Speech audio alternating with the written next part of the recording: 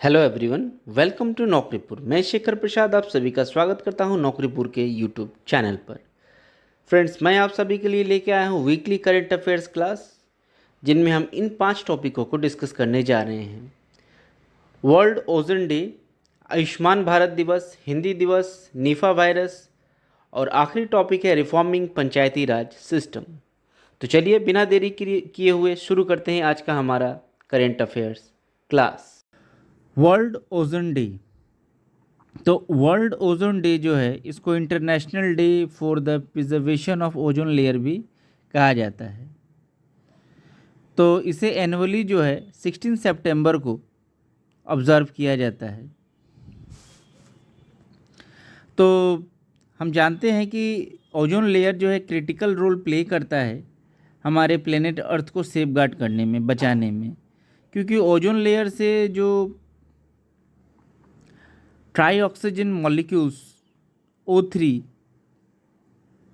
ये जो है एक्ट एज ए शील्ड, ये शील्ड के जैसे काम करता है। जो ultra violet rays, UV rays जिसको कहा जाता है, जो सन से आती है, ये हमारे जो है अर्थ सरफेस तक पहुंचने में इसको रोकता है, जिसके कारण जो है वो जो सूरज की जो किरणें हैं जिसमें अल्ट्रा वायलेट रेज होती है, वो रुक जाती है और हमारे स्किन को या फिर हमारे प्लेनेट को कोई नुकसान नहीं पहुंचाती है। अगर थीम की बात करें तो 2023 में वर्ल्ड ओजोन डे का जो थीम है, मॉनेट्रियल प्रोटोकॉल के अनुसार fixing the ozone layer and reducing the climate change. Fixing the ozone layer and reducing the climate change. Theme and emphasis की बात करें तो ये प्रोटोकॉल जो है not only protecting the ozone layer but also mitigate the climate change. Protection, ozone layer को तो protect करना ही है, साथ ही साथ क्लाइमेट चेंज को भी मिटिगेट करना इसका उद्देश्य है।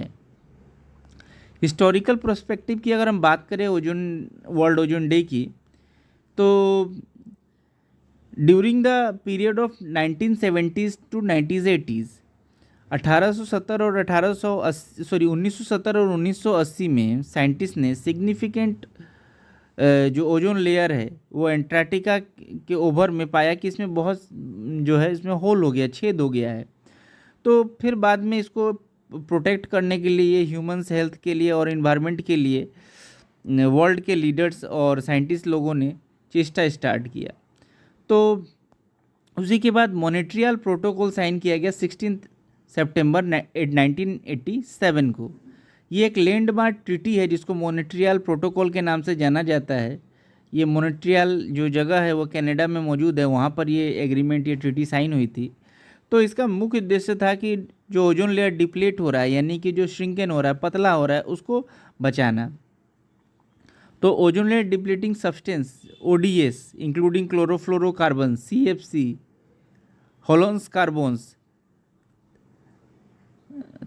टेरा क्लोराइड, उसके बाद मिथेल क्रोम, ये सारे जो हार्मफुल गैसेस हैं, इनको जो है मिटिगेट करना, कम करना हमारे इन्वायरमेंट को बचाने के लिए ज़रूरी था।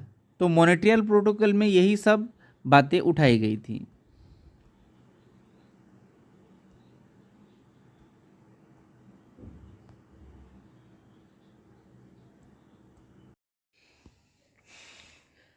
आयुष्मान भारत दिवस 2023।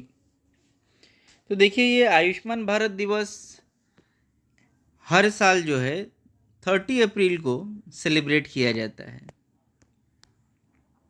क्योंकि ये आयुष्मान भारत प्रधानमंत्री जन आरोग्य योजना जो है PMJAY गवर्नमेंट ऑफ इंडिया के द्वारा इसी दिन लॉन्च किया गया था। और ये दिन जो है mark as the birth anniversary of doctor Bhimrao Ambedkar, who was the champion of social justice, work towards the upliftment of under privilege section of the society, जिन्होंने अंडर प्रिविलेज सोसाइटी को ऊपर उठाने के लिए अपना जीवन समर्पित किया था।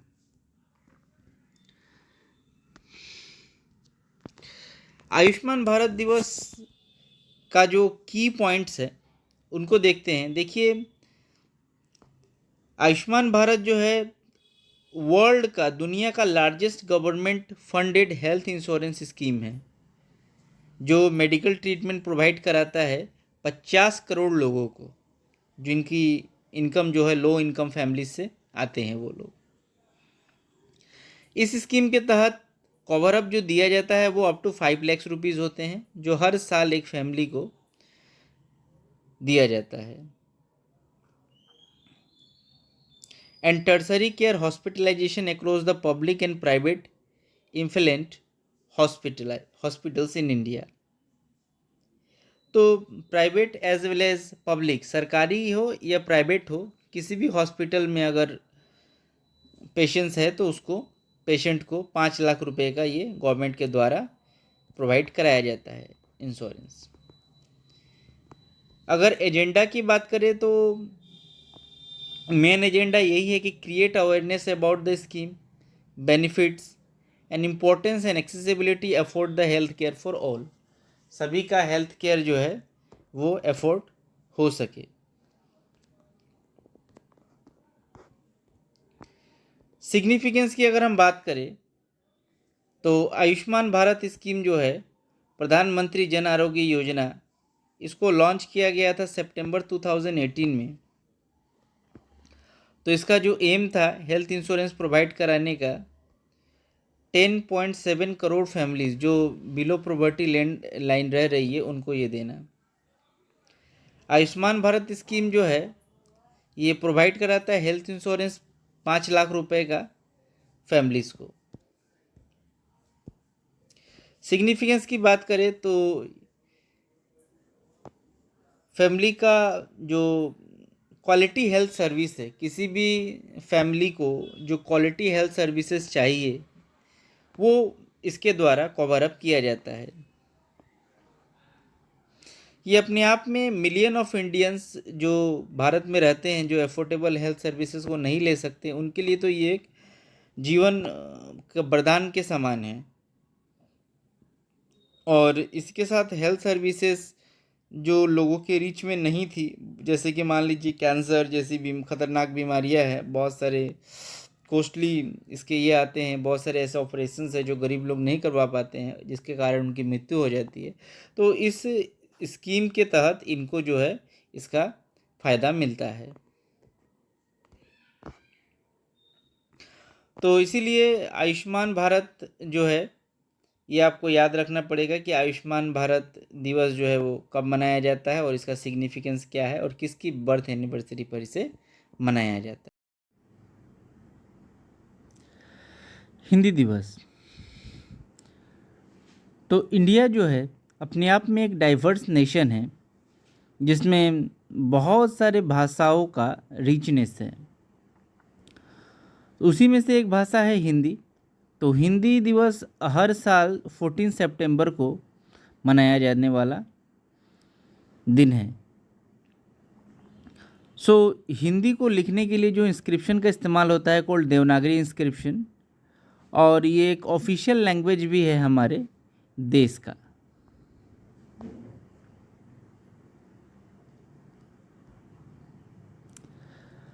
अगर हिंदी दिवस की हिस्ट्री की बात करें तो 14 सितंबर 1949 में इसे पहले बार कॉन्स्टिट्यूएंट असेंबली में रिकॉग्नाइज किया गया था। Hindi written in Devanagari script and official language of the nation. इसका एम ये था कि इस भाषा के द्वारा जो है एडमिनिस्ट्रेशन की जो समस्या आती है, जो मतलब बहुत सारे स्टेट्स में जो अलग अलग लैंग्वेजेस की जो समस्या है, मल्टी जो लैंग्वेजेस का समस्या है, उसको सॉल्व करने का। तो इसीलिए ऑफिशियली पहला जो हिंदी दिवस है, हिंदी डे है, वो 14 सितंबर 1953 को सेलिब्रेट किया गया। तो हिंदी दिवस का सिग्निफिकेंस क्या है कि हिंदी दिवस हिंदी का जो वैल्यू है और इसकी जो डाइवर्सिटी है, इसकी जो रेंज है, इसको रिकॉग्नाइज किया जा सके। और जो ब्रिजेस है, कल्चरल गैप है वर्ल्ड वाइड, क्योंकि हम देखिए भारत में जो है इंग्लिश को ज़्यादा प्रधानता दी जाती है, पर हिंदी स्पीकिंग लोगों की जो संख्या है हमारे भारत में बहुत ज़्यादा है। सो हिंदी लैंग्वेज को ऊपर उठाने के लिए, सेफगार्ड करने के लिए इसको एक सेलिब्रेशन किया गया था। तो महात्मा गांधी ने भी हिंदी को लैंग्वेज ऑफ मासेस डिक्लेयर किया था। अवार्ड एंड रिकॉग्निशन, हिंदी दिवस जो है एक time to acknowledge the contribution individual organisation promoting the preserving the Hindi language, यानी हिंदी लैंग्वेज को प्रिजर्व करने के लिए, प्रमोट करने के लिए भी बहुत सारे इनिशिएटिव लिए जाते हैं। गवर्नमेंट में राजभाषा कृति पुरस्कार या राजभाषा गौरव पुरस्कार अवार्ड्स दिए जाते हैं मिनिस्ट्रीज़ को, PSUs को। और nationalise bank citizens also have made notable contribution to promote Hindi. तो बैंक, इसके अलावा जो ये हैं PSUs है, पब्लिक सेक्टर यूनिट्स, ये भी अपने सारे काम जो है हिंदी भाषा में ही करते हैं। तो इससे हिंदी का प्रमोशन होता है, हिंदी प्रमोट होती है। तो कॉन्स्टिट्यूशनल प्रोविज़न की अगर बात करें तो आर्टिकल 343 में मेंशन किया गया है कि official language of the union shall be Hindi and Devanagari script. ठीक है, आर्टिकल 343 में ये बात लिखी गई है। ऑफिशियल लैंग्वेज एक्ट 1963 की बात करें तो allow for the contribution of English alongside Hindi in the Indian government indefinitely until legislation is passed to change it। यानी इसको, इंग्लिश को तो रहेगा ही, लेकिन हिंदी के साथ इंग्लिश को रखने की बात कही गई थी ऑफिशियल लैंग्वेज के रूप में। ऑफिशियल लैंग्वेज एक्ट 1963 में ये कहा गया था। आर्टिकल 351 में directive for development of Hindi language को डेवलप करने की बात कही गई है। और it shall be the duty of the union to promote and spread the Hindi language. तो ये सारे आर्टिकल्स जो है हिंदी लैंग्वेज से रिलेटेड है। So it is the very very important articles related to language. और याद रखिएगा, भारत की जो 22 लैंग्वेजेस है, these are the 8th schedule. हाँ, भारत की जो है 8वीं अनुसूची यानी 8th शेड्यूल में 22 भाषाओं को शामिल किया गया है और हिंदी भी उनमें से एक है।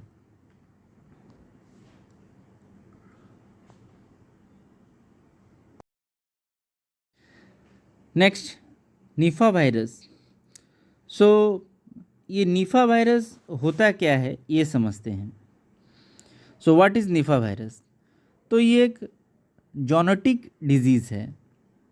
जोनेटिक डिजीज़ उस डिजीज़ को कहा जाता है जो ट्रांसमिटेड होते हैं, तो human through the infected animal और विया कॉन्टिमेंटेड फूड, यानी कि ये ट्रांसमिटेड होते हैं ह्यूमंस के द्वारा या फिर एनिमल्स के द्वारा, इन्फेक्टेड एनिमल्स के द्वारा, या फिर आप कॉन्टिमेंटेड फूड जो खाते हैं उसके द्वारा होता है। तो ये निफा वायरस जो है, फ्रूट बैट, इसको माना जाता है कि इसके द्वारा जो है fruit bat are considered to be the natural reservoir of virus, यानी कि ये जो वायरस फैल रहा है इसके जो मेन कॉजेज़ में है ये निफा वायरस के ये फ्रूट बैट्स इसमें शामिल है। तो virus is transmitted to the people from animals can be pass through the contaminated food. तो ये ट्रांसमिटेड हो रहा है पीपल में एनिमल्स के द्वारा जो कॉन्टिमेंटेड फूड है, यानी कि मान लीजिए अगर फ्रूट बैट ने फ्रूट खा लिया और उस फ्रूट को ह्यूमन ने खा लिया तो व्यक्ति इन्फेक्टेड हो जाएगा। So it causes a range of the illness. ठीक है, it is a cause range of the illness, asymptomatic and subclinical infection, acute respiratory illness and a fatal encephalitis. This virus can cause the several diseases animals such as pigs, resulting significant economic losses for the farmers. तो ये virus जो है ये animals के साथ साथ pigs या फिर दूसरे एनिमल्स को भी ये नुकसान पहुंचा रहा है। फार्मर्स को तो इसका खासकर नुकसान हो रहा है। देखिए यहाँ समझिए कि ये फैलता कैसे है। ये देखिए, ये एक फ्रूट है, ये पहले बैट है और इस बैट के द्वारा ये जो है ये फ्रूट या फिर ये प्लाम या फिर ये एनिमल कहीं ना कहीं ये सारे जो है इन्फेक्टेड है, ठीक है, इस बैट्स के द्वारा इसका वायरस इसमें मिला हुआ, और इसको ह्यूमन के पास अगर डायरेक्टली इनडायरेक्टली ह्यूमन के पास अगर ये जा रहा है तो humans get infected by this निफा वायरस।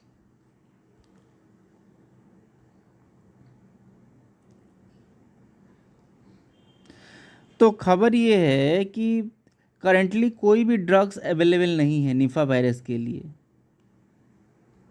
कोई भी ड्रग्स अवेलेबल नहीं है।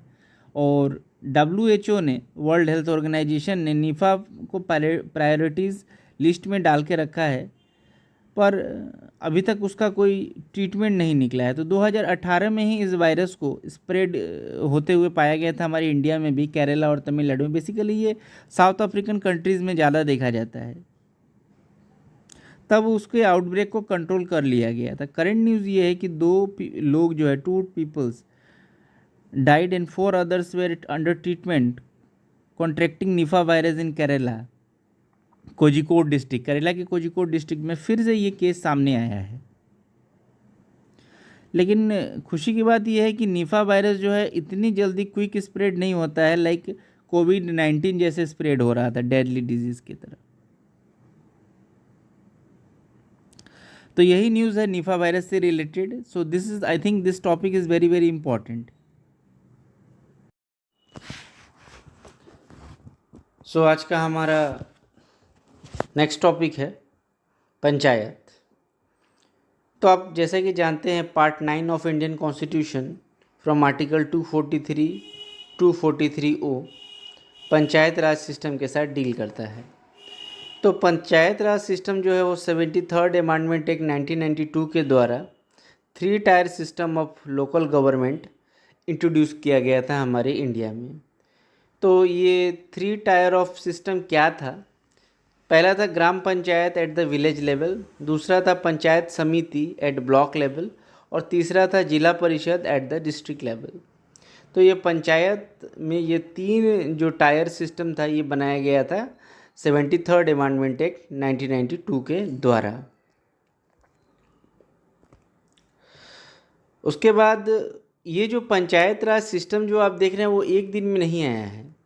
इसको इम्प्लीमेंट करने के लिए टाइम टू टाइम बहुत सारी कमिटीज़ बनाई गई थी पंचायत सिस्टम को स्टडी करने के लिए। उनमें से ही कुछ कमिटीज़ के नाम हैं, जैसे बलवंत राय मेहता कमेटी जो 1957 में आई थी। इसमें जो है local bodies, power and authorities, basic unit, decentralisation of government, block समिति, conceptualisation of PRI 3 tier system, ये सब की बातें कही गई थी। फिर के सनातनम कमेटी 1963 को बनाया गया था। तो लेविस टैक्स, लैंड रेवेन्यू, पंचायती राज फाइनेंस कॉरपोरेशन, ये सब के द्वारा इसे सिस्टम को इस्टाब्लिश किया गया था। Next Ashok Mehta committee 1978। So district to be the viable and administrative unit for planning, PRI the 2 tier system of mandal panchayat and Zila Parishad. देखिए मंडल पंचायत, जिला परिषद और 2 टायर की बात ये 1978 में जो अशोक मेहता कमेटी बनी थी उसमें कहा गया था। GVK राव कमेटी जो 1985 में आया था उसमें जो है एविएटेड सपोर्ट ब्लॉक डेवलपमेंट ऑफिस यानी BDO जिसको कहा जाता है आज के डेट में, ये जो है GVR राव कमेटी 1985 के द्वारा रिकमेंडेड है। LM Singhvi committee 1986 local self government को कॉन्स्टिट्यूट करने के लिए और इन्वॉल्व करने के लिए पॉलिटिकल पार्टीज़ को इसमें बात कही गई थी। अभी हाल फिलहाल में जो हमारी स्टेट गवर्नमेंट है उन्होंने रिफॉर्म किया है। तो देखिए हाल ही में जो है कैबिनेट एक ये लाया गया है कि रिफॉर्मिंग जब पंचायती राज सिस्टम, तो इसमें अमेंडमेंट में कहा गया है कि indirect election for the post of president of गांव panchayat, new GP president will be elected for the 10 GP members, यानी 10 ग्राम पंचायत फ्रॉम के जो मेंबर्स होंगे उसमें से एक प्रेसिडेंट चुना जाएगा जिसे इनडायरेक्ट इलेक्शन प्रोसेस के द्वारा चुना जाएगा। इसके अलावा भी introduction of political symbol in election of जिला परिषद एंड आंचलिक पंचायत, और इन पॉलिटिकल सिंबल को इलेक्शन के लिए जिला परिषद में और आंचलिक पंचायत के लिए इंट्रोड्यूस करना। No political symbols for the candidates and contesting in the GP election. और कोई पॉलिटिकल सिंबल जो है, no party symbols will be introduce, कोई पार्टी सिंबल जो है इंट्रोड्यूस नहीं किया जाएगा जो जीपी के इलेक्शन के लिए कॉन्टेस्ट कर रहे होंगे। और no confidence motion cannot be, जो नो कॉन्फिडेंस मोशन होता है वो 2.5 ईयर्स के पहले नहीं लाया जा सकता है प्रेसिडेंट या वाइस प्रेसिडेंट के लिए ग्राम पंचायत या आंचलिक पंचायत में या फिर जिला परिषद में। रिजर्व सीट्स की बात करें तो SC/ST के लिए रोटेशन वाइड वर्ड दिया गया है, having more than 10% for SC/ST population, जहाँ पर 10 से ज़्यादा % SC/ST रहते हैं। ठीक है, उसके बाद वार्ड सभा की बात कही गई है। So categorization of district to be the basic of the population density and recognize the GPs and done accordingly. State level recruitment commission को बनाया गया है ग्रेड 3 और ग्रेड 4 के लिए रिक्रूटमेंट के लिए। पंचायत के अगर ग्रेड 3 और ग्रेड 4 का जो रिक्रूटमेंट होता है स्टेट लेवल रिक्रूटमेंट कमीशन के द्वारा इसको करवाया जाएगा। तो इन सब बातों को असम कैबिनेट में हाल फिलहाल में 8 सितंबर के दिन जो बैठक हुई उसमें ये बात कही गई। तो इसीलिए इन सभी टॉपिक्स को देखते हुए मैंने सोचा ये इम्पॉर्टेंट है और मैंने आप लोग के लिए ये टॉपिक लेके आया। फ्रेंड्स, अगर आपको आज का वीडियो अच्छा लगा हो तो काइंडली हमारे चैनल को लाइक, शेयर एंड सब्सक्राइब जरूर कीजिएगा। Thank you everyone for watching my video.